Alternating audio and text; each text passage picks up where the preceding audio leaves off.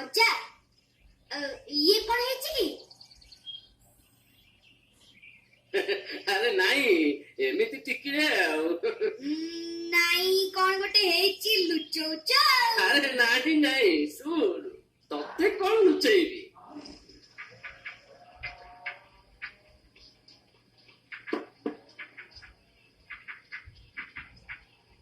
ଏଠାରେ କି କାମୁଡା ଚିକିତ୍ସା କରାଯାଏ? ଏଠାରେ ସାପ ବିଛା ଦେଉଳ ବିରୁଡ଼ି କୁକୁର କାମୁଡାର ଚିକିତ୍ସା କରାଯାଏ। ତୁମକୁ କିଏ କାମୁଡିଛି କି? ମୋ ଚିକିତ୍ସା ଏଠି ହେଇପାରିବନି। କାହିଁକି? ଆକ୍ଚୁଆଲି ମତେ ମୋ ସ୍ତ୍ରୀ କାମୁଡିଛି।